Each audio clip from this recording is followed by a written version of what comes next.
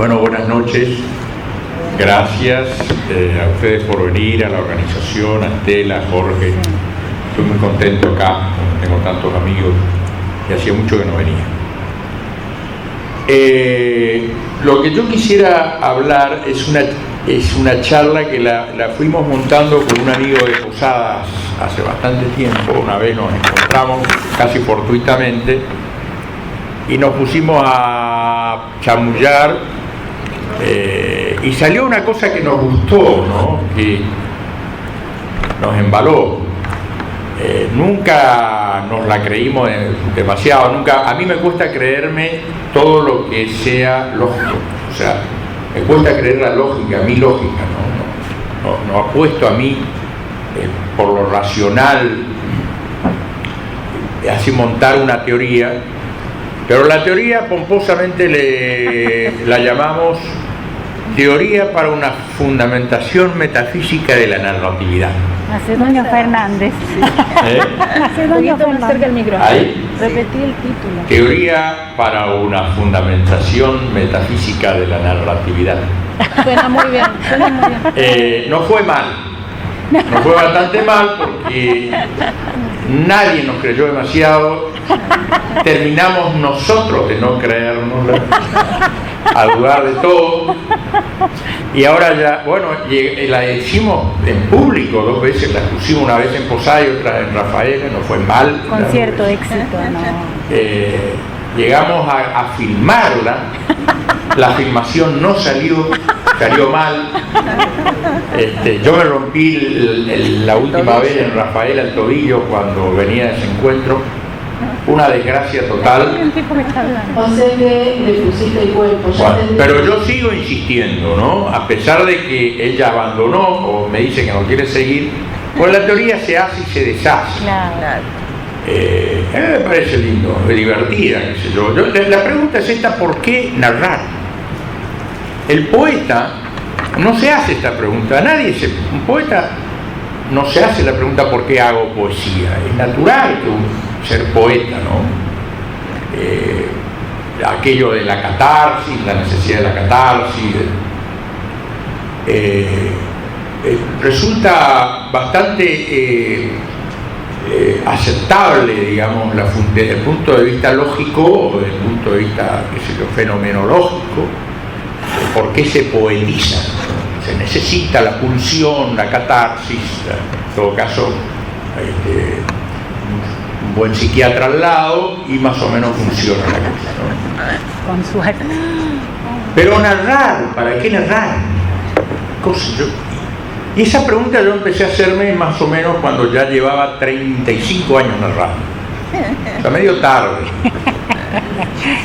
El Chacho Manauta se hizo esa pregunta. Yo fui bastante amigo de Manauta, y se hizo esa pregunta, incluso en las obras completas de él está esto: ¿para qué narro? Porque algo que ya había empleado toda su vida en narrar. Hay un reportaje muy lindo en el cuento completo de él en las pelis.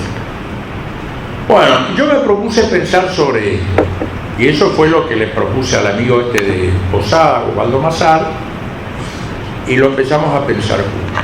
Yo traté de remontarme a lo más lejano, a lo más remoto que yo tenía de mi relación con la narración. Con la narración, ya sea de hacerla o de escucharla, la experiencia, la vivencia más remota que yo tenía en mi vida, tengo con esto de narrar. Y me surgieron 2 imágenes, buscando siempre por lado las intuiciones y de las impresiones más que de la cosa mental, lógica, racional, ¿no?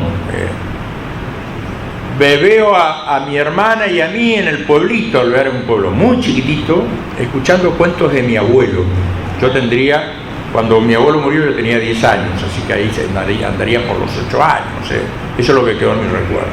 Mi hermana tenía 2 años más y el viejo Jesús Ceballos, en verano, lo hacía siempre, pero en verano se abría la ventana de su dormitorio, que era una grandísima ventana de reja, y le sentaba a mi hermana y a mí en dos banquitos chiquititos, y el viejo en su sillón nos empezaba a contar Qué cuentos. lujo, qué lujo. ¿No? Cuentos de la prehistoria contaba este viejo loco, no sé por qué. Siempre eran dinosaurios, cavernícolas, qué sé yo, que nos perseguían a mi hermana y a mí, y cuando nos tenían acorralados, los dinosaurios, los tipos estos, él aparecía y nos salvaba. Eso no cuento. Y la otra vivencia que tengo siempre buscando a través de las impresiones que pudieron haber quedado en mí, son las del campo. Las famosas materas de los peones. Las materas son unos galponcitos de morondanga, humosos, sofocantes que hay en los campos de Corrientes, y donde los tipos después de hacer su faena del día, qué sé yo, se juntan alrededor de un fueguito misérrimo, ponen una pavita toda abollada, y ahí en un trébades, creo que se llama el fierro, y ahí toman mate, qué sé yo. Y siempre hay un tipo que cuenta cosas, ¿no? Cuenta cuentos de desaparecidos, de descogotados, que se canta el caballo, tipo que le pica una yarará y se muere tambaleando entre los tacuruzales, cosas horrendas, ¿no? Y yo chiquitito escuchando ahí. Historia como para enterrarse. Escuchando ahí. Ahora, encontré un común denominador entre las vivencias con el viejo Jesús Ceballos y mis vivencias en las materas del campo. En esa ventana enorme que se abría la calle del pueblo, que yo la veo oscura o penumbrosa en mi recuerdo, porque en esa calle de tierra, supongo que porque la luz de la esquina era muy débil y no llegaba ahí a la media cuadra, una noche enorme, pero enorme, la noche de verano en Alvear, muy grande porque era una ventana enorme, y lo que yo sentía era una suerte de protección cuando el viejo nos contaba. Nos sentíamos protegidos, como a salvo de mi hermana y yo de esa inmensidad. Además era bastante impresionante, ¿no? Porque la oscuridad, el silencio, cada tanto pasaba un tipo a veces a caballo por la calle del pueblo.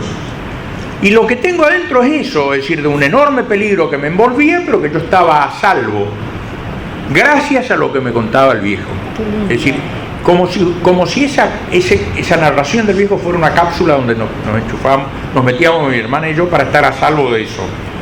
Y con los peones con lo de las materias me pasaba lo mismo. O sea, si yo recuerdo, es una sensación de estar como protegido en el medio de la enorme noche del campo, protegidos con esa narración. Cerca del y ahí yo empiezo a pensar en esto, digo, pero bueno, ese común denominador, claro, muy bueno. sentirnos a salvo gracias a la narración, contar historias para sentirnos como amuchados y protegidos gracias a esa historia.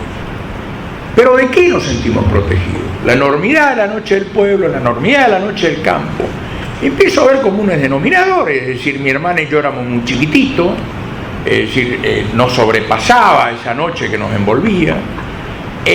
Los peones en el campo, el peón correntino, digamos, tradicional, lleva una vida horrenda, porque es un esclavo, depende, el trabajo es muy rudo, muy inseguro, en esa época en que yo les hablaba, sobre todo, yo era muy chico. Como que los tipos se sentían como seguros es decir, envueltos en su destino, en la incertidumbre, en el miedo, en la sumisión al patrón, los riesgos del trabajo del campo, la incertidumbre de si mañana seguían o no seguían allí, sus salarios miserables, y todo frente a eso como que se amuchaban, pero lo que los protegía, esa membrana que los protegía, era el escuchar o narrar, contar historias o escuchar. Y llegué más o menos a la propuesta de que en realidad se narra porque hay que estar a salvo de. Y ahí me enchufo con Sherezade en Las Mil y Una Noches, no es muy raro, ¿no es cierto? Sherezade, una mina que para salvarse de su muerte cuenta cuentos. Exactamente. porque donde para el tipo la mata, el sultán, jeque. Y contar es una manera de salvarse. Contar es una manera de salvarse. Salvarse del destino humano, de la inmensidad, de lo que nos abruma. ¿Y qué es lo que nos abruma? Empezando por nuestra finitud. Nada más abrumador que, es decir, ser consciente de que a mí se me desenchufa un cablecito acá y chautich. De la incertidumbre, de la finitud, de la crisis económica, de Bin Laden, de Trump, de no sé qué, de la deuda que tengo, del embargo que tengo, de la posibilidad si la voy a cobrar o no al crédito que tengo, de dólar y lo que sea, salvarme de la enfermedad, y que proteger como que nos narrar es como que nos salva, ¿cierto? De algo inmenso que nos rodea y que de última es el destino humano, es la realidad humana, la fatalidad humana, la condición humana, como diría Malraux. Y sería algo así como estar a salvo de, pero estar a salvo de puede entenderse como, con eso que yo le decía de cápsula, donde nos encerramos, que es la narración, pero me gustó más esta imagen, estar a salvo como fugarse de la realidad, hacer una ventana para salir un rato de la realidad y saltar a otra realidad que no es agobiante como esta, que me tiene agarrado, ¿cierto? Es una realidad donde yo incluso puedo ser protagonista. El Chacho Manauta dice, y eso pasaba en las materas, muchas veces el tipo narraba cosas que habían sucedido en el trabajo de uno, en el trabajo durante el día. Y el tipo que había sufrido el accidente, qué sé yo, escuchaba como si fuese ajeno ese hecho. Y lo había protagonizado él. Pero una cosa era lo que le pasó en la realidad y otra cosa acá es cuando ya eso estaba en función de sacarlo de la realidad. Entonces ahí me surge la imagen de la ventana. Nosotros narramos, hacemos como una ventana para zafar de la realidad, para saltar un poco de esa realidad y después volver.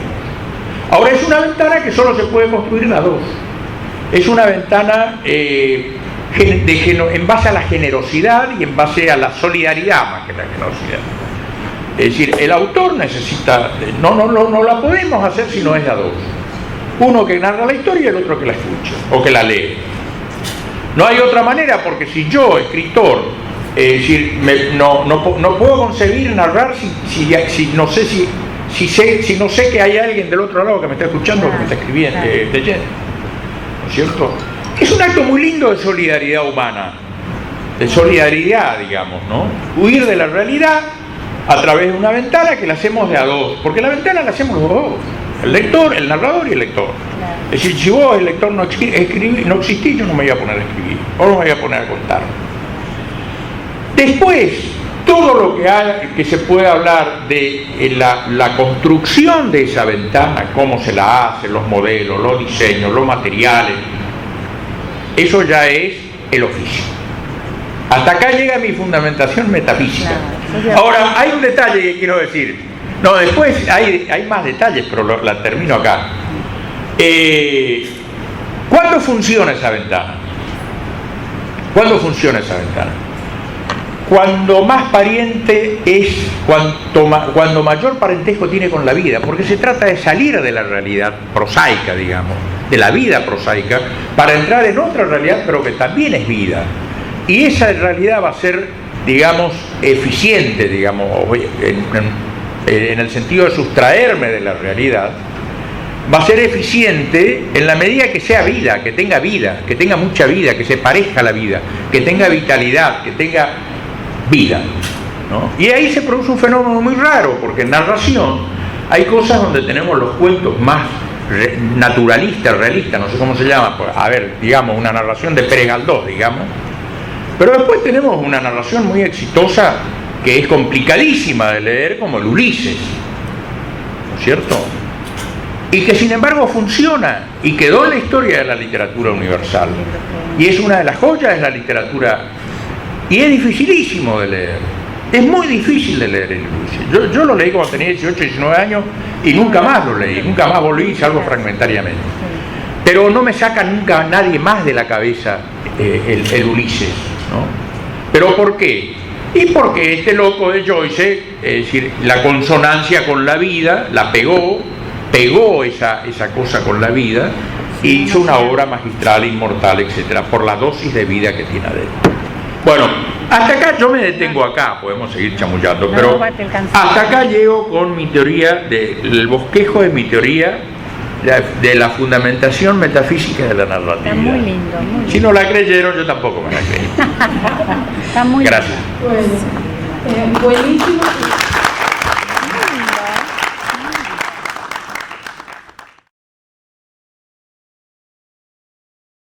Bueno, yo tomé 5 puntos de la narrativa que son parte de lo... La narrativa es un relato del Estado.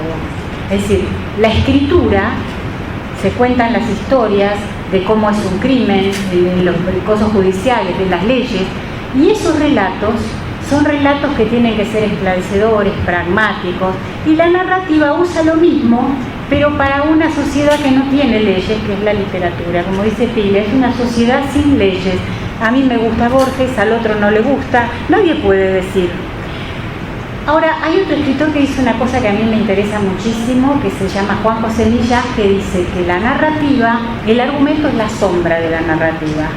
Cuando uno piensa que lo que se cuenta es lo más importante, no puede decir que es la sombra, porque la sombra sería lo que va detrás, lo que no es importante.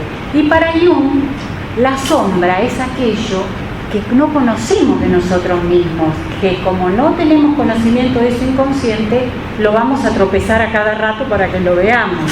Fíjense qué interesante. Siempre se piensa la narrativa como una historia que se cuenta, pero para la literatura no importa el qué, sino el cómo se cuenta. No hay nada que me moleste más en un reportaje que me digan, contame la novela, cosa que me ha pasado. Y programas literarios donde dice, ¿de qué trata tu novela? Cuando lo difícil es la manera en que se cuenta, ¿no es cierto? Entonces, esto es, la novela no es la noticia. Un grupo de literatura de los años 60 que estaba Germán García, Luis Guzmán, que decía, la narrativa no es la noticia. La narrativa es la forma en que contamos la noticia, ¿no? Otra de las cosas importantes en narrativa es el contraste. El arte sin contraste no existe. Y una de las formas de lograr contraste en narrativa es a través de los personajes. Fíjense que en la novela, en las películas, siempre está la lindo, el feo, el héroe, el antihéroe, la buena y la mala. Y yo uso esa manera de generar contraste, porque si no hay conflicto, lo vemos en teatro también, no puede haber historia. Y una de las formas es esa, pero a mí me interesa el contraste en términos más de lenguaje. Busco a veces un adjetivo que llame la atención y dice, ay, pero ese adjetivo, es que ese adjetivo está puesto para desacomodar. Y eso genera un movimiento en el texto. Otras veces a través de la sintaxis, que lo hacemos muy comúnmente y lo tenemos incorporado, que son frases cortas con frases largas, que le va dando mucho dinamismo al texto. Otra de las formas es a través de la coloración de un párrafo. Uno tiene tonos oscuros, otro tiene tonos de matices menos oscuros. Y otra de las cosas que yo descubrí, con las que genero también contraste, es a través del humor.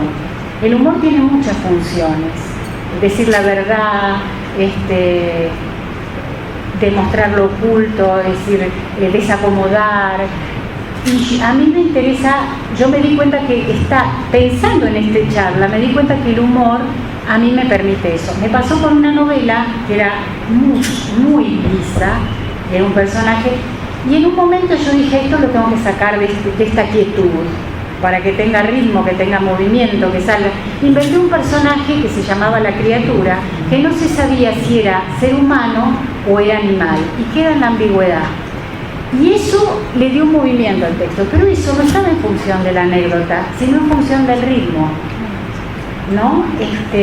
Así que bueno, el tema de cómo vamos generando el contraste con los años, uno va incorporando eso, ¿no? Yo he leído novelas que eran todas, hasta la Revolución estaba en el mismo tono, ¿viste? Era terriblemente chato. Bueno, luego la importancia del universo narrativo, sí. Yo recuerdo que que Juan José Saer dice que después que leyó por primera vez a Faulkner, una novela de Faulkner que no me acuerdo cuál es, él sintió que el mundo estaba transfigurado. Él sintió que su mundo era distinto, ¿no? La idea de construir un universo narrativo no depende de crear solo un espacio. Ellos tienen un universo narrativo y José construyó un espacio, pero no es por eso.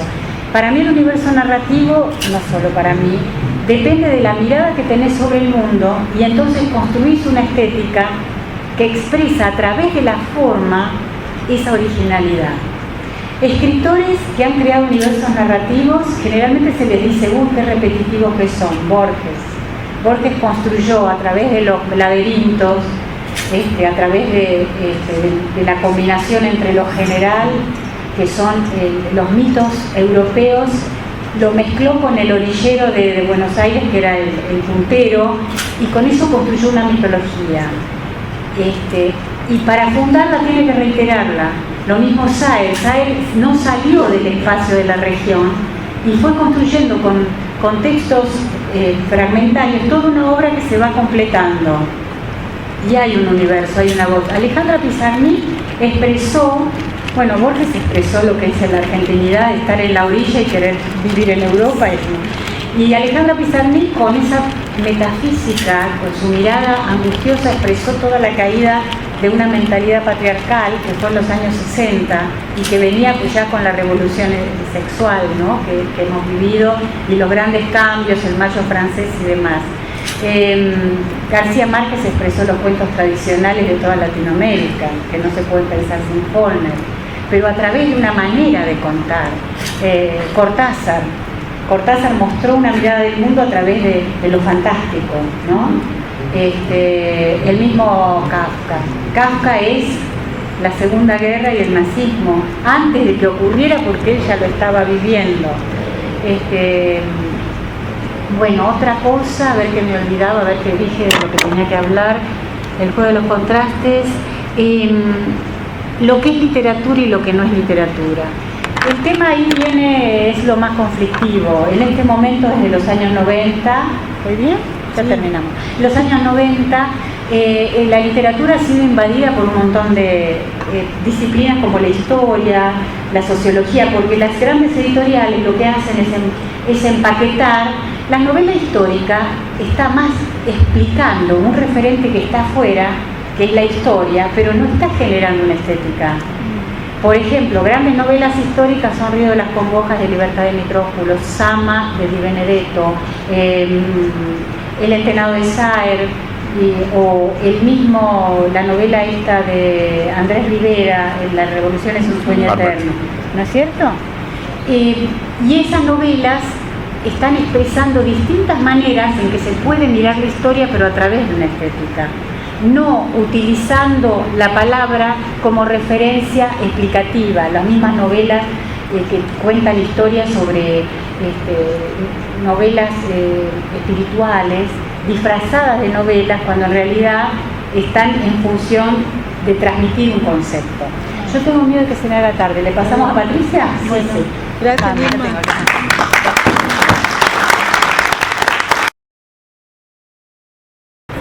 Bueno, buenas noches. Muchas gracias, Estela, porque por fin podemos estar en Concordia. Gracias, me olvidé de agradecer. Muchas gracias a ustedes. Yo fui la única y que me muchas olvidé. gracias a mis amigos y admirados escritores con quien comparto la mesa. Yo no soy muy buena narradora oral como José, ni tan didáctica como Irma, así que me voy a guiar por lo que escribí, y que tiene un punto de contacto así con lo que habló José, pero lo mío es más llevado a lo existencial, referido a la elección de los géneros, porque siempre me aquejó este mal, ¿no? Esta duda, o algo que se puede llamar también inconformismo, la imposibilidad que he tenido por definirme por un género, la disyuntiva de elegir entre la narrativa y la poesía. Es mucho más fácil, creo, pero por sobre todo menos difuso, ser poeta o ser narrador. Dicho de otro modo, focalizar la energía escritural en uno de estos dos géneros. Siempre o casi siempre, él o la escritora que no pueden o no quieren definirse por uno o por otro, opacan al género en el cual no navegan con toda la potencia de sus velas. Y siempre, no sé por qué motivo, es más fácil encasillar, poner en un lugar más fijo que móvil al escritor. Se le dice, aquí viene el escritor, refiriéndose a la narrativa, o aquí llega la poeta. Ni siquiera se lo llama del mismo modo. Quizá esto de la fragmentación, que tiene que ver con un modo de ver la vida, sea lo que nos lleve también a fragmentar nuestro pensamiento y por ende nuestra obra. Hace poco me enteré que Germán Hesse escribía poesía y me sorprendió. Jamás lo había escuchado y prejuiciosamente puse en duda su calidad. Sí. Sacando de lado lo difícil que es traducir o interpretar este género, el poético, para que exprese toda su instantánea singularidad, hay otra cosa más. ¿La genialidad de la prosa de Hesse es lo que opaca su poesía? Es probable, y a lo mejor él lo sabía. ¿Por qué entonces se empeñaba en escribir poesía? No veo más que una razón. Hay tres formas de decir lo que cada escritor o escritora quiere decir.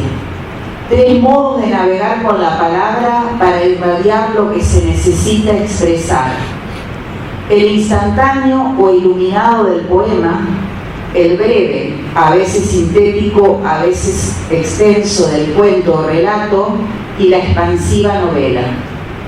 No hablaré aquí de la mixtura de los géneros que se está instalando con tanta potencia, ¿no? Un poco lo que dijo Irma. Sí, los géneros se borran ahora. Cada uno de estos tres ítems que nombré tiene un tiempo de escritura diferente y lo que se quiere comunicar también es diferente. El poema se escribe en cuadernitos, hojas, en el colectivo, en la cocina, en donde sea. El cuento necesita un ambiente más esforzado y de tiempo y de tecleo. Y la novela es un mundo completo que llevamos con nosotros todo el tiempo que dura su gestación y escritura, y vivimos mientras ella transcurre o nos transcurre en mundos paralelos. Acá se toca con lo tuyo, José. Como si dijéramos, hay una puerta giratoria por la cual ingresamos o salimos de continuo para vivir aquí o vivir allá. Tres maneras que se corresponden a tres situaciones internas de expresar eso que puja por salir a la luz: un borbotón, un manantial o un océano. Soy lectora voraz de novelas. Ellas se llevan los laureles de mis preferencias. Es inigual para mí sumergirme en esos mundos en donde yo, lectora, también vivo mientras transcurre su lectura en mundos paralelos. Acabo de terminar Misery, de Stephen King, a la cual llegué dubitativa porque también aquí tengo prejuicios de lo que significa ser autor de bestsellers. Y me volví a equivocar. Misery es apasionante, subyugante, excelente. Un tratado en sí mismo de cómo se escribe una novela. Una ficción dentro de otra ficción dentro de otra ficción. Y a su vez, una intriga tan bien urdida que no se puede dejarla ni un minuto en la mesa de luz. ¿Cuánto tiempo le llevará a Stephen King escribir cada texto? No lo sé con certeza, pero supongo que años dedicándose solamente a ello, metódicamente, 10 horas, 8 horas por día, todos los días, como lo hace Oscar o Murakami. Hasta leí que ni siquiera tiene teléfono celular y seguramente su Facebook lo maneja otra persona. En un tiempo tan hábil y tan largo, el de la escritura de una novela, en mi caso, y pese a mi fanatizado fervor, ya no estoy dispuesta a entregarlo. ¿Por qué? Porque la vida tiene muchas aristas maravillosas que en mi edad, en esta edad, no deseo dejar de lado. reuniones, amigas, viajes, el disfrute de los nietos, la elección y el armado de los libros de mi editorial Palabrado. Es por ello que me propuse, después de escribir 3 novelas, que iba a resignar esta obsesión y llevaría mi energía a los otros 2 ámbitos, poesía y cuento.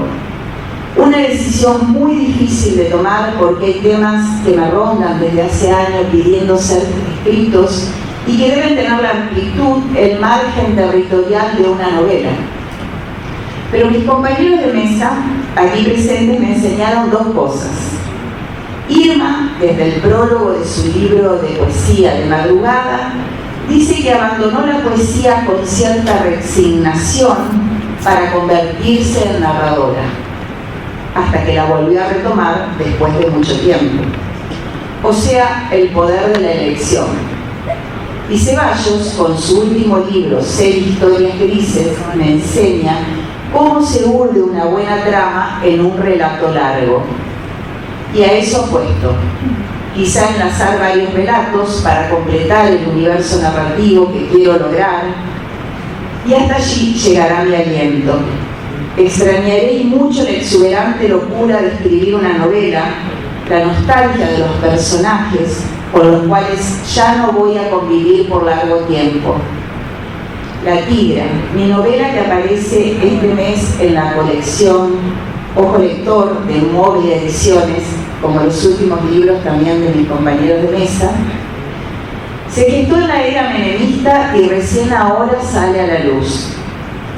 Como dice mi amiga la escritora Marta Noss, no se puede escribir desde la herida, sino hay que hacerlo desde la cicatriz.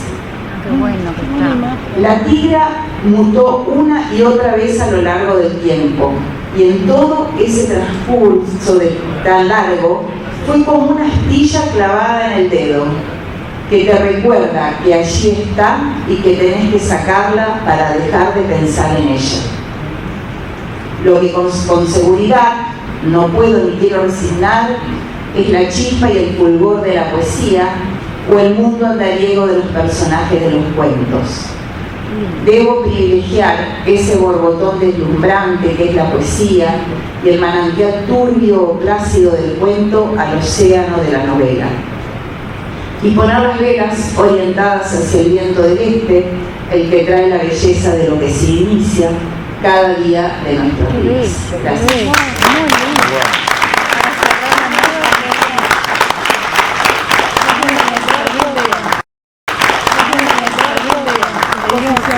Ahí, yo quiero decir una cosita. Sí, micrófono.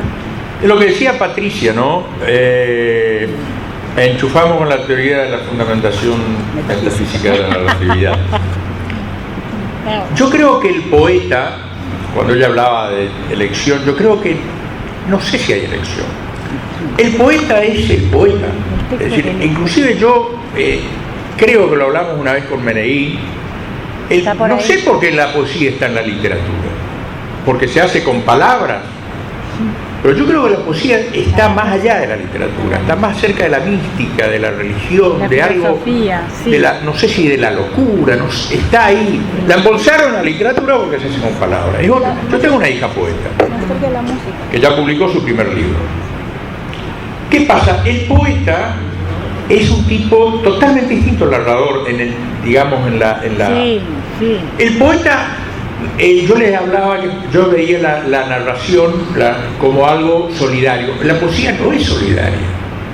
El poeta tiene que escribir porque, o si no, revienta. Es decir, el poeta no tiene otro allá escuchándole. Al poeta no le calienta si hay otro allá con un receptor. El poeta escribe porque tiene que hacer la catarsis, tiene que cumplir su condición vital, su pulsión, que o si no revienta, tampoco el tipo quiere muchas veces, ¿no? Es decir, son dos bichos distintos. Ahí no hay solidaridad, tampoco hay, voy a decir, desesperación existencial, nada de eso, no. Es un tipo que es así. Es un tipo que está solo con su poesía en el mundo. Y si ustedes le quieren sacar todo lo demás, sáquenle, no le calienten. Como más sólido, lo que yo había notado cuando hablaste vos, que la poesía es como más ligada al yo y la narrativa más ligada a lo otro, ¿no? Entonces, eso hace como una diferencia. Yo creo que el narrador es un poco cobarde. Yo, por ejemplo, fui narrador, me volqué a la narración porque no me dio el cuero para hacer poesía. Que es así. Escribí dos después libritos de poesía cuando era muy gurisito. Malísimo, por supuesto. Pero, no creo que hayan sido. no, yo digo esto. No me dio el cuero. Además, había todo un contexto de la época, el proceso, la época de plomo, tal. Mis amigos de aquella época casi todos murieron. No por desaparecidos ni nada, algunos sí, pero sobre todo porque terminaron mal, terminaron suicidándose, alcohólicos, qué sé yo. Porque era muy duro tener el lomo duro para resistir esa presión de los años de plomo y mantener la sensibilidad de la poesía adentro. Es un despelote, ¿no es cierto? O sea, pero el poeta no es que puede ser o no. El poeta es solo, es único, no tiene en la cabeza nada parecido al otro, y lo hace por una cuestión de fatalidad o porque si no revienta. Por eso yo creo que la poesía es la aristocracia. Si la queremos mantener en la literatura, la poesía, ojo que no es el poema, la poesía, esa cosa, ese fuego que no sabemos qué carajo es y qué es la poesía. Fíjate que el mercado no la pudo agarrar. Claro, la poesía el mercado no la agarra, ni en pedo la agarra el mercado. Y tiene un circuito de circulación muy chico y sobrevive y va a sobrevivir siempre. Va a sobrevivir más allá del cataclismo total del universo. Porque hay algo de los dioses ahí, hay algo, repito, algo de la religión, hay algo de la magia. El concepto del lenguaje de la poesía es más horizontal, es más abstracto. La narrativa trabaja con la sucesividad, la causa y el efecto y la razón. En la poesía no se trabaja tanto con la lógica. Y ahí se escapa. A ver, Patricia. No, que justo cuando antes de empezar la mesa conversábamos con Irma cómo las que escribimos o los que escriben poesía y narrativa, cuál es el cruce que se produce. Sí. Y es que cuando yo pienso un libro de poesía, ahí está lo narrativo. No es que voy escribiendo poemas para armar el libro. Libros temáticos le llamamos. Claro. Y bueno, creo que a Irma le pasa exactamente lo mismo. O sea, es el cruce que se da entre una cabeza de narrador y una cabeza de poeta, ¿no? Claro. El poeta, el narrador no se banca la condición humana, huye de ella. Por eso de que la bruma, qué sé yo, los problemas, la finitud, el miedo. El poeta se la banca. Sí. Pero no porque me la banco, sino porque lleva su condición humana y vive eso de una manera unívoca, digamos. Viste que Bernstein dijo, yo no escribo poesía porque tengo miedo de llegar a la locura. Y que termina en la locura, son muy que parientes. La palabra desnuda, Carlito, la palabra desnuda, Carlito, ¿viste lo que podemos llegar a decir? Es increíble. A mí ustedes no van a ver un narrador loco, es muy difícil. Patricia, me interesó la relación de Patricia entre vida y escritura. Me pareció muy interesante lo que escribiste y cómo te planteas, porque ese es un tema universal. Siempre se dijo, ¿qué elijo, la poesía o la vida? ¿Cómo hace el escritor? Porque te lleva tanto tiempo escribir que tenés que restarle tiempo, ese espacio, a la vida social, a los amigos. Hay una renuncia, porque el escritor, yo tengo amigas que son artistas y dicen, ¿qué estás haciendo los que son actrices? Porque ellas tienen que esperar que las llamen y estudiar un libreto. Nosotros escribimos todo el día, tenemos que leer a todos los escritores porque no nos alcanza el tiempo para leer. Y la vida se nos va en eso, ¿no? Y la narrativa hay un tiempo que es un tiempo de elaboración. En la poesía hay un tiempo interno, que es otra cosa, ¿viste? Hay una artesanalidad que es borrar y tachar, como decía María Elena Wolf. Claro, ahí escribo tacho, decía. Ahí viene el trabajo de la ventana, ¿no? Yo llegué hasta la ventana, pero después hay que hacer la ventana para irse y volver, ¿cierto? Que es lo que hablaba Irma del oficio, ¿cierto? Y ahí viene todo ese combo de cosas, de elementos del oficio, de los métodos y tal. ¿Les parece que abramos un espacio de preguntas? Sí, si alguien quiere preguntar. A ver, empecemos con la gente de acá del taller que ha anotado preguntas y que están ansiosos de preguntar. Ya perdieron el pánico escénico hace rato. No importa, las preguntas no A ver, ¿quién tienen. quiere arrancar? A ver, Patricia. Bueno. Hay otra mano allá al fondo. Ajá. No, pensaba, no pensaba preguntas, metí un poco la metafísica acá El maestro. ¿Cómo no narrar si cuando aprendemos a hablar empezamos a narrar? Claro, claro. Simplemente basta observar a los niños cuando juegan y te dicen, dale que esta es la princesa y este es el ogro y tienen 2 palitos e inventan toda una historia, ¿no? Que quizás se pueda convertir en poesía cuando el filtro de cada uno lo empieza a mirar de colores diferentes. Pensaba un poco, Irma, en el tema relacionado con esto y lo que me pasó con tu libro de madrugada, que empieza volviendo la poesía pero termina siendo una narración de una criatura de 6 años, ¿no? Que es como que lo relacionaba con... Es un libro que está entre la poesía y la narrativa. Exactamente. Es un puente. Es un puente, sí. Y además, bueno, mañana ustedes van a venir, yo voy a hablar sobre la poesía de Irma. Yo de la Patricia. Y un cruce, vi muy claro, un cruce entre la niña en su cuentística y en su poesía. Cómo se cruza en ella la temática, ¿no? Es muy, muy interesante ese punto para ver. Disculpame, sí, porque yo me embalo, ¿viste? Sí, pero yo quiero que participes Ese ahí. cruce tiene mucho que ver con tus claros oscuros y sus contrastes. El contraste que yo hablé, perfecto. Que es un espacio liminal constante, Qué ¿no? bárbaro, Que te va llevando hacia ese punto. Gracias por la lectura. Me costó acercarme a ese libro porque hace poco perdí a mi mamá, pero realmente fue un placer leerlo. Gracias. Y fue como una especie de redención. Así que gracias a vos. Gracias a vos. No, por favor. Gracias a vos por haber escrito esa belleza que bueno, nuestras madres nos llegaron, Viste, ahí hay un diálogo solidario. Totalmente. Como me pasó con el Hada, que de Hada no tiene nada, porque es maravilloso ese libro, yo lo he leído de yo viví también. Es maravilloso. Es maravilloso como lo... Ay, cuánta gente. Ahora vamos a sacar otra foto. Es una metáfora visual que no se me va más. Gracias. A ver, Francisco, ¿tenías una pregunta? ¿Sí? ¿Cuál es el punto donde la poesía cree que es bella y perfecta para cada uno? Pero es una mesa de ¿O la narrativa. narrativa o la poesía? Es el punto donde crees que algo es perfecto. No sé. No sé si llego con el micrófono. Pero yo repito tu pregunta, Francisco. ¿Cuál es el punto donde la poesía o la narrativa la pueden considerar bella para salir perfecto en cada uno? Eso tiene que ¿Cuál ver es con el estado de perfección de la poesía, de la narrativa para cada uno de ellos? Igual, mañana tenemos la mesa de poesía y nos podemos explayar en el asunto poético, pero a ver si cada uno puede Yo te digo algo muy breve, ¿no? Cuando uno piensa o siente algo, está como en el mundo de las ideas. Bajarlo de ese mundo y plasmarlo en la escritura es un abismo.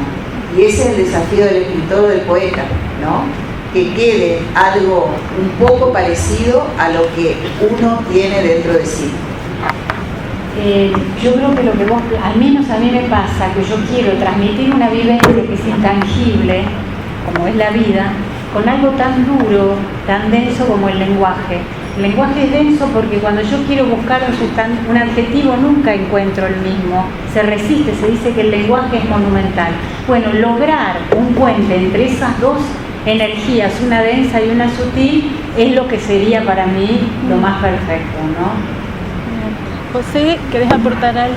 ¿Querés aportar No. algo sobre esto de la Pone hablando. Pero tiene una voz tan linda que... Yo lo que decía, el tema de la locura, y me quedó repicando el tema de la locura y la poesía. Yo creo que la locura está mucho más cerca de la poesía, está mucho más cerca de la locura, digamos, de todo el juego. La poesía está mucho más cerca de la locura que la narrativa. Sí, ¿no es cierto? Y la locura está mucho más cerca de también la locura, ¿no? Es como que el poeta va y como que la locura lo llama, porque ese es el chispazo de la poesía. Y hay tantos poetas muertos. Pero narradores no, ojo, narradores no. Por ejemplo, tipos como... los narradores. No, se macanean. Kafka, por ejemplo, macaneó, pero a lo loco. Kafka era un tipo que macaneaba, ¿viste? Otra cosa, termino con esto ya que dije Kafka. Para huir de la realidad, y Rosé eso cuando hablaba de los peones, vos podés usar la misma realidad. Es decir, Kafka, por ejemplo, trata de huir de la realidad humana más profunda, más terrible, más visceral, que la de sentirse un insecto, narrando que él se amanece convertido en insecto. Es un poco ¿Quién no se sintió un insecto alguna vez? Ante el patrón, ante el acreedor, ante el jefe político, ante la mujer que le pega una puteada, ante la impotencia de... Sentirse un insecto es una cosa que está ahí en la vida misma del ser humano. Es inherente a lo humano. Yo hablaba hoy de que la narración es una manera de huir, ¿no? Bueno, de la vida. Y este hijo, una gran 7, agarra y hace una narración inmortal, llena de vida. ¿Por qué? Porque es eso, es decir, lo que hablábamos, ¿no? Cuanto más vida tiene la narración, cuanto más consonancia tiene con la vida, es mejor la obra. Y ahí está lo que dijo Irma, ¿no? Que la forma que le encuentra Kafka, ahí está, ¿no? No es la anécdota, es la forma de decir lo que tenía para decir, que lo podía decir otro de otra manera. Y una búsqueda de trascendencia en medio de la oscuridad y que nunca se encuentra, ¿viste? Es una cosa impresionante. Kafka define el siglo XX, realmente. Acá Jorge, pregunta. Para Patricia. Primero, agradecerte el libro de Hada Negra. Ay, qué lindo. Y segundo, con respecto a lo que vos decías de la cicatriz y la herida, ¿en qué momento escribiste Señorita Magdalena? Ay, se fue lindo. Bueno, Señorita Magdalena... Más cerca de la boca. Señorita Magdalena está en Cuento Solo de Amor, está incluido.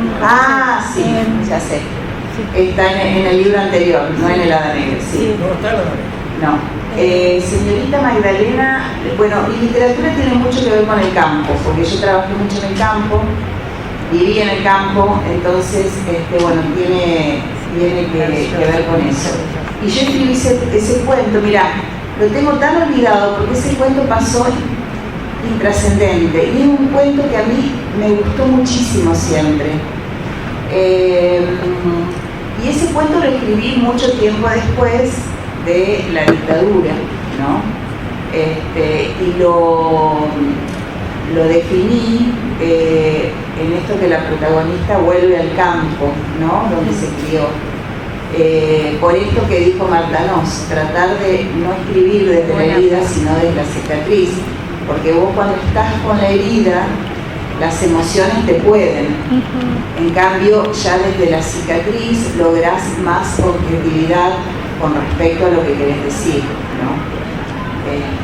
Bueno, y gracias por tus conceptos. Bueno, el tema que ¿cuándo es cicatriz? ¿Cuándo deja de ser? Sí, no, bueno, eso lo sentís. Cuando no sangra, hay cicatriz. Claro, sí. Cuando no sangra. Sí, es algo interno que tenés que estar pulseando, ¿no? Ahí. ¿Cómo advertir cuando ya se hizo la cascarita del símbolo? Qué difícil, ¿no? La distancia del tiempo. Creo que lo dice Woody Allen. Dice, comedia es tragedia más tiempo. Lo que en un momento me duele, cuando pasa el tiempo lo veo de otra forma, ¿no? Y lograr un poco de distancia, porque si te duele demasiado estás tan cerca que solo va a haber grito, no va a haber palabra. Decía Wordsworth, ¿no? Sí. Esas emociones recolectadas en tranquilidad, como miradas desde lejos. Tomar cuando están perspectiva. Porque a ver, ¿quién más tenía preguntas por acá? Fernando. Tengo una para cerrar. A ver, para Ceballos. ¿cuáles fueron sus referentes literarios para los cuentos de Buenavista? Porque hablamos de Macondo, el lugar Macondo está en una novela, y acá son cuentos, son anécdotas particulares. Yo conté ya varias veces eso. Yo vivo en un pueblito muy chico que es Alvear. Tuvimos que volver a Alvear con Dolly y mi mujer, estábamos ya casados y tuvimos que volver a hacer una cantidad de cosas que a mí no me gustaban, como trabajar en el campo, algo que detesto profundamente. Y tuve que laburar en eso porque tenía que laburar, hacerme cargo de un montón de cosas. Y nos vimos de pronto, muy jovencitos, 25 años. Volvíamos de Corrientes, tal, la bohemia, sin amigos, sin nada, metí en un pueblo de 5.000 habitantes y laburando una cosa que no me gustaba, y entonces empecé a ver, mis primeros libritos eran de la bohemia, de la noche, de Resistencia, de Corrientes Capital, que son dos ciudades, en realidad es una gran ciudad entre las dos, y de pronto viviendo ahí, ¿no es cierto? Digo, ¿qué hago acá? De hecho me enfermé. Y digo, no, no podía irme porque ya estaba embarcado en ese proyecto, que no era mío, y voy a tener que escribir esto. El primer problema que tuve fue Macondo, que estaba en pleno auge además. Me iba a salpicar por todos lados Macondo. Y después me puse a pensar, me tranquilicé, después de un periodo de pánico, digo, no, pero vamos a empezar a ver distinta la cosa. Macondo es pirotécnico, lo correntino es agrisado, es quieto, es contenido. Las idiosincrasias son distintas, las estéticas van a ser distintas. Trópico, claro. Y ahí me fui tranquilizando y empezaron a salir los cuentitos de Alvear. Eso es Alvear. Ahora, después, por comodidad, me necesitaba una pianista, una profesora de piano del Conservatorio Fracaso en un cuento, ya la tuve en otro. Ponía la misma tipa con el mismo nombre. Y entonces se armó todo ese merengue de una tipa que podía vivir en un cuento donde uno de los participantes era, digamos, la muerte de Vaperón, uno de los ingredientes, otro era el Apolo 13, el otro era Trump, el otro era el proceso, el mundial de fútbol. Cualquier cosa podía pasar en ese pueblo, ¿no es cierto? Se armó ese embolleré, como decimos los correntinos, me gustó. Como en todo pueblo chico. Me gustó y quedó, ¿no es cierto? Me gustó, y hoy tiene más de 100 cuentos, ¿viste? Eso, y ya lo largué porque ya estaba muy pesado, ¿sí? Para mí. A ver, más preguntas acá, grupo. Yo no veo quién más está. A ver allá, pregunta. No, quería preguntar, porque hablaste de los géneros, Sí. y no consideraste la dramaturgia. Es otro género, la dramaturgia. Tenés razón, no consideré la dramaturgia. Y debe ser por algo personal. A mí me costó muchísimo llegar a escribir bien los diálogos. Fue un parto, o varios, durante muchos años. Y creo que eso fue lo que me alejó de la dramaturgia. Pero bueno, insistí hasta que pude lograr escribir, digamos, diálogos más o menos pasables dentro de la narrativa. Pero debe ser por ese motivo que yo tengo una laguna con la dramaturgia, ¿no? Es más, muchas veces me propuse hacer talleres para poder intentarlo, ¿no? Pero bueno, después, como todas las elecciones, pasó y quedó en el tintero. Yo creo que la dramaturgia es como aparte. Yo me crié entre actores y nunca pude escribir drama. Me parece que hay que saber mucho de movimiento escénico y de otras cosas que no son el discurso. Yo necesito un narrador y darle toda la voz a los personajes no puedo. No sé. Bueno, yo admiro mucho a una amiga que tengo que se llama Patricia Suárez y claro, que ella le sale las obras con Pero una fluidez que es una cosa admirablemente maravillosa. Pero fíjate que los que son dramaturgos generalmente son solo dramaturgos, no. Bueno, ella también. Sí, pero ella es un caso muy especial, claro, pero sí, en general, bien, viste, son sí. dramaturgos y saben de teatro, y el mundo del teatro es muy particular, es distinto. Ahora, yendo a eso que hablábamos de la sintonía de la literatura con la vida, Acercarlo más a la yo creo que el mayor ejemplo de sintonía con la vida lo da un dramaturgo que fue Shakespeare. No existe otro tipo que haya pegado más en la vida que Shakespeare. Parece que este tipo hizo como un inventario de los celos, la envidia, el amor filial paterno no correspondido, la ambición, la avaricia, y escribió ese abanico inmenso de pasiones humanas y de miserias y de grandeza en tragedia y en comedia, que son tan profundamente, y también fue poeta.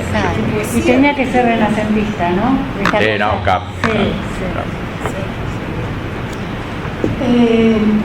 No sé si alguien tiene alguna otra pregunta. Había hoy una mano por allá, pero no sé si eras vos, Fernando, la pregunta de recién. Bueno, me estaba acordando acá, José, el otro día en el taller, planteaste algo sobre los nombres de los personajes en los cuentos de Ceballos. ¿Te acordás cómo era lo que querías saber? Que te llamaron la atención los nombres de los personajes. Ahí está. Me llamó la atención como nombre de Arco, si es certero, si es verdadero o es ficción. No, el cuento de Dobelidio y Arte se llama Dobelidio, los nombres para mí son importantes. Claro. Él es un usurero, es un gran hijo de puta, es una víbora, es una serpiente que entonces Dobelidio, un nombre lleno de vueltas, lleno de sinuosidades, ¿no es cierto? Los nombres tienen, todas las palabras tienen, ¿no? Pero los nombres yo le doy mucha pelota. Sí, yo también.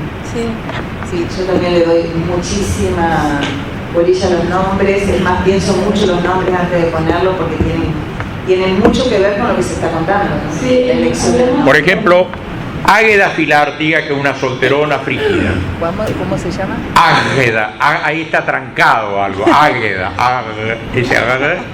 eso es una mujer que tiene algo trancado, ¿no es cierto?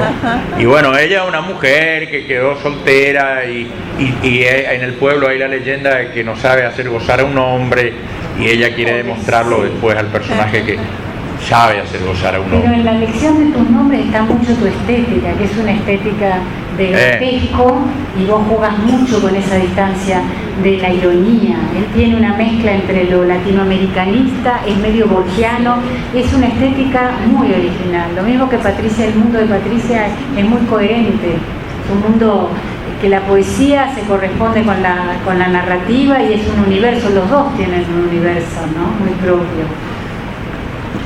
Estuvimos leyendo un poco de cada uno de ustedes en el taller y tratando de configurar un perfil, bueno, a ver cómo aparece Ceballos en los libros de Ceballos, cómo es Patricia antes de conocerte y cómo será Irma. No voy a poder ahora como hacer una síntesis de las reflexiones que tuvimos, pero fueron todas muy interesantes y un espacio muy disfrutado. Quería agradecerles la posibilidad. Irma nos alcanzó el libro bastante, yo tenía libros de Patricia, Ceballos también siempre es muy generoso compartiendo su obra y por eso pudimos hacer lecturas y hacer circular los libros. Me detengo un poquito en un cuento que leímos de Irma Berolín, que está en este libro, que se titula como ese cuento, una foto de Einstein tocando el violín.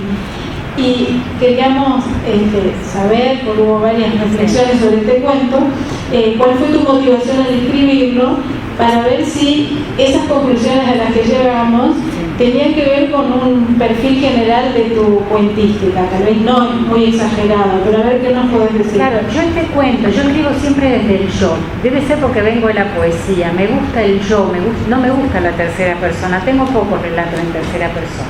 Y una vez me dijeron que iban a hacer una antología de cuento erótico y a mí no me sale lo erótico, como no me sale, en mi mundo son todos tan etéreos, tan metafísicos, tan angustiados, que el erotismo no me aparece. Entonces dije, voy a hacer la exacerbación de lo erótico. Y dije, una mujer que se acuesta con todo el tiempo. Y dice, me acosté con los que murieron, con los que van a nacer y con todos los que existen. Lo cual es ya el colmo. Y hay gente que cree que me pasó a mí, ojalá. No me pasó. Pero era una demanda de algo que hizo un gran esfuerzo, como se habrán dado cuenta. Y puse a Einstein, porque claro, el erotismo... Fíjense, en la época de mayor racionalismo, del enciclopedismo, sale la literatura erótica. porque es como una reacción a lo excesivo, o sea, una cosa lleva al otro, siempre el arte se maneja por polaridades. Entonces lo puse a Einstein, que era lo más científico que existía, precisamente para jugar con esa dualidad, ¿no? Y por esos contrastes que mencionabas hoy como una posibilidad de darle dinamismo a una trama, ¿no? Buenísimo. Y en el caso de Patricia, que nos, digamos, metimos en tu narrativa, en esos cuentos de Helada Negra, sobre todo, que era el libro que teníamos más a mano, veíamos la poesía siempre presente, sobre todo haciendo una síntesis, una búsqueda muy precisa en los escenarios, en el tono con el que aparecen los personajes en medio de la escena. Y creo que había un adjetivo que Fernando dijo, y es Patricia es muy incisiva. Eso nos pareció que en tu búsqueda narrativa lo incisivo era algo que podía definirte. ¿Cómo te sentís con ese término? Bueno, me lo voy a llevar, porque la verdad que no lo había pensado nunca, ¿no? Esto del incisivo. Sí, lo que creo que hay un cruce también en la narrativa con la poesía, pero que no dejo que derive, digamos, que se vaya totalmente para lo poético, porque si no, no sería narrativa, ¿no? Y sí, lo que hice mucho en este libro es tratar de cavar en la profundidad, ¿no? Y cuando a lo mejor esa cavadura en la profundidad es lo que saca lo incisivo, probablemente. No me lo propuse, en realidad, ¿no? Sí, lo que me propuse, como esto que me preguntaba, lo de los diálogos, que me costaba, porque es como ahora ya le encontré el tono, ¿no es cierto? Es de hacer diálogos muy sintéticos, ¿no? O que se suponga o que sugiera más de lo que dice. Como que la otra parte, esto del lector, el cómplice, tiene que darse cuenta de lo que ese personaje apenas esboza, ¿no? Eso es el lector el que tiene que completar, que también es un riesgo, esto de qué decís o hasta dónde decís para que el lector entre, porque si no, lector, yo he leído cosas en que me quedo fuera. O sea, es un borde, un equilibrio muy desequilibrado, esto de hasta dónde decir y qué ocultar, que es como el iceberg, ¿no? Qué es lo que se ve y qué es lo que no se ve. Pero lo que no se ve tiene que estar sugerido para que se vea, entre comillas. Por eso, si no, sería un discurso periodístico. Si todo se dice, ya salimos de la literatura, estaríamos haciendo periodismo. Y eso es la gran diferencia cuando yo dije lo que es literario y lo que no es literario. Pensando en el cuento donde se produce la escena del bebé dentro del auto, yo te puedo asegurar, si hubo diálogo, no lo recuerdo. Y si no hubo, lo que tengo en mi cabeza es un diálogo. Sí, bueno, ese cuento me costó mucho trabajo, porque es algo muy dramático, pero que no tiene que caer en, o sea, es una tragedia, pero que tiene que narrarse desde otro lugar. Entonces, bueno, me vino bien, ¿no es cierto?, todo el clima de la oscuridad, de la noche, de esos gendarmes que van parando, ¿no?, el auto, y de toda la tragedia que se vive en ese auto y que sí, ese cuento, bueno, pero no hay que excederse con la tragedia, o sea, hay que buscar la vuelta como para decir lo más terrible que le puede pasar a una mujer, que es la pérdida de su hijita, ¿no?, con la cual viaja ella de vuelta con la nena muerta, alzada. Bueno, ¿cómo contar eso?, ¿no? Es lo que Irma decía, es desde dónde y cómo contamos eso que queremos contar, ¿no? Para que el lector pueda ser parte de esa historia. Siempre es una negociación, ¿no?, entre dos. A ver.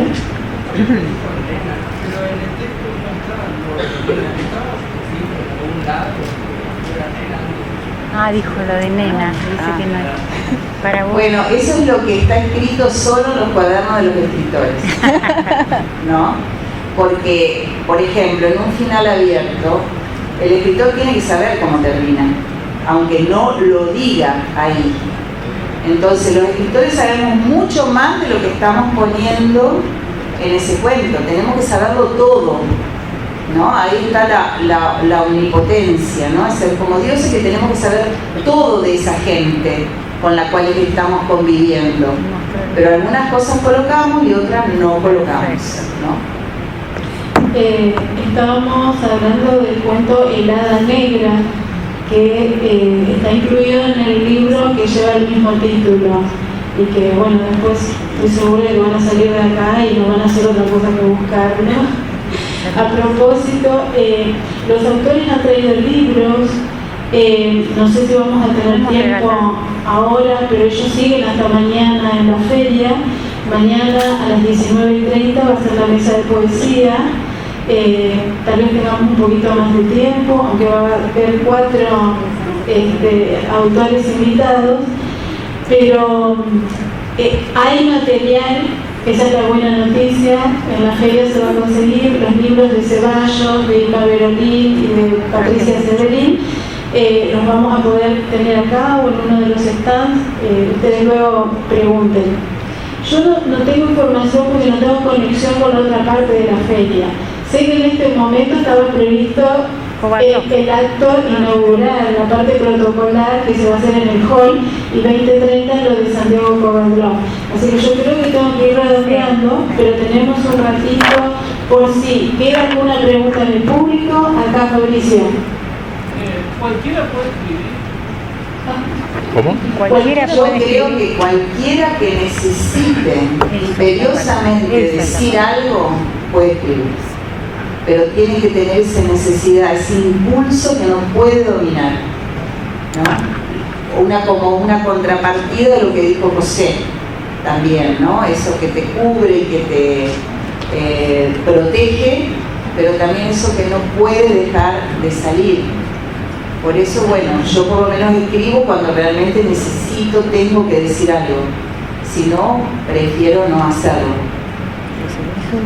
Yo no sé, no. Yo sé, creo que sí, creo que esos peones en la materia escribían, es decir, escribían con las palabras orales. Lo importante es que se haga esa, te hablo de la narrativa, ¿no? Que se haga esa complicidad. Lo importante es que conseguir la complicidad de lo difícil. Y la manera de concebir es la vida, la carga vital de vida que tiene la narración. Un poco lo de Patricia. Hay gente que dice, yo quiero escribir, pero vos necesitas escribir porque la palabra vendría a restaurar un orden. Dicen que la metáfora es compensadora de la realidad, o sea, es aquello que viene a suturar algo. Entonces, todos pueden escribir. Ahora, comprometerse con crear una obra a lo largo del tiempo, esa es otra cuestión. Y tiene que ver con lo que dijo Patricia para mí, con la necesidad, ¿no? Porque eso es lo que va a sostener el oficio, sí, ¿no? Porque una cosa es querer escribir y otra cosa es estar dispuesto a entregarle la vida tiempo. Yo insisto en mi teoría, ¿no? Aunque no me la crea tampoco. Sí, yo te creo. Necesitas lo que dice Patricia, necesitas. Yo necesito salir de esta realidad. A mí no me gusta la realidad en que vivo. A mí sin la literatura, te digo, me fue bastante bien en la vida, todo fenómeno. Mi mujer me acompañó hace 40 años, mis hijos me salieron fenómeno, todo fenómeno. Pero la literatura llegó un momento en que todo eso funcionó como envuelto por la literatura, ¿no? Es decir, en mi casa la literatura es una más. Digo, me llevo mal con la realidad sin la literatura, necesito la literatura. De hecho, ¿sabe qué? Mi problema siempre fueron las patas, los pies. Ustedes ven que yo ando con bastón, anduve siempre operado, silla de ruedas, yeso, qué sé yo, pero durante mis 63 años, desde chiquitito me pasó eso. ¿Por qué? Porque eso era para andar en la realidad tienes que necesitar tus patas, y yo me llevaba mal con la realidad. Hice todo, soy abogado, trabajé en el campo, en una empresa, hice periodismo, en todo me fue de regular para abajo, en esos oficios. Pero porque yo necesitaba salir de la realidad. No me gusta la realidad, no me gusta la realidad. y mi realidad individual mía está fenómena, pero la realidad del mundo, la realidad del bicho humano, nacer para morir me parece muy estúpido, y saber que te está pasando y que te estás muriendo me parece terrible, no me banco eso. Entonces necesito salir, y salgo a través de la literatura. Salgo haciendo esa ventana y sabiendo que hay un tipo que también va a saltar la ventana conmigo. Claro, y cuando nos deben, cerramos el libro y nos volvemos los dos. Además hay otra cosa, yo creo que hay, todo el mundo puede escribir, y hay gente que escribe y hay escritores de oficio. O sea, después vos te enrolás en lo que quieras, claro, pero todo el mundo puede escribir. Pero hay una cosa bastante extraña, que vos te pongas a hacer algo que nadie te pidió, que nadie te quiere publicar, sí, para que no sabés para qué, y a eso le dedicas toda tu vida. Es bastante complicado. Así que hay que tener una necesidad muy profunda para sostenerlo en el tiempo. Bueno, con esas reflexiones cerramos la mesa de hoy y les damos un fuerte aplauso.